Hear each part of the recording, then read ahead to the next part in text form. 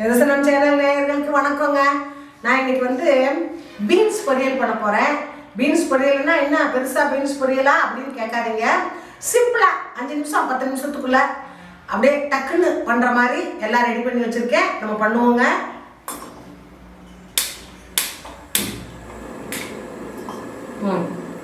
இந்த பாருங்களேன், பாசி பருப்பு கொஞ்சமாக நனைச்சிருந்தேன். அதனால அதை வந்து பெருசாக தனியாக வேக வைக்க வேணாம். பீன்ஸே அது கூடையே போட்டு ஒரு கொதி வந்தால் போதுங்க, அவ்வளோதான்.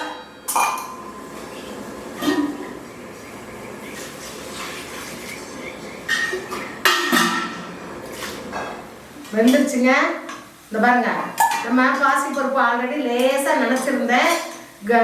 பீன்ஸு ரெண்டுமே பாருங்க சரியாக அளவாக வெந்துருச்சு. நம்ம எடுத்துட்டோம். இப்போ வந்து அதை பொரியலாக பண்ணுறேன். பொரியல் பண்ணலாங்க. எண்ணெய் ஊற்றுறேங்க.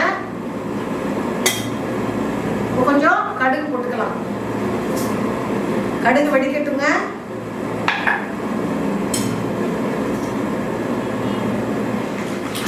வெங்காயம், பச்சை மிளகா, காஞ்ச மிளகா, கருவேப்பிலை எல்லாத்தையும் போட்டுக்கோங்க. பாருங்களேன், இந்த பாருங்க தாளிப்பு எல்லாமே ரெடி ஆயிடுச்சு. நம்ம பீன்ஸை போட்டுக்கலாம்.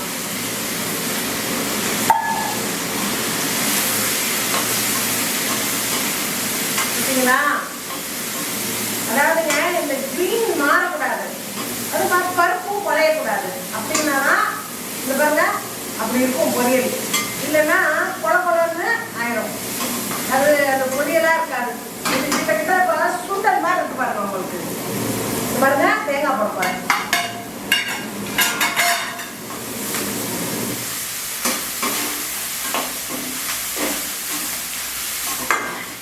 பாருங்க, அந்த கிரீன் மாறல, தேங்காய் பூவு, பாசிப்பருப்பு பாருங்க, பொரியல் பாருங்க அப்படியே சுண்டல் மாதிரி இருக்கு பாருங்க.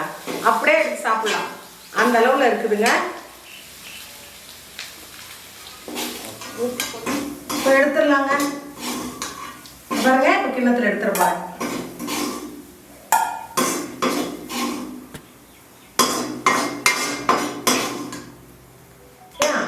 இந்த பாருங்க, பாருங்க பீன்ஸ் பொரியல் ரெடி. நல்லா இருக்கு பாருங்க, கலர் மாறாம இப்படி இந்த பாருங்க, இப்படி ஒத்தையா இருக்கணும். பருப்பும் ரொம்ப குழஞ்சிடக்கூடாது. அப்படி பண்ணாதான் அது வந்து சாப்பிட்றதுக்கு ரொம்ப நல்லா இருக்கும். ரொம்ப ரொம்ப நல்லா இருக்குங்க. ஓகேங்க, நீங்களும் செய்து பார்த்துட்டு எனக்கு சொல்லுங்க, கமெண்ட் பண்ணுங்க, சப்ஸ்கிரைப் பண்ணுங்க. நன்றி, வணக்கம்.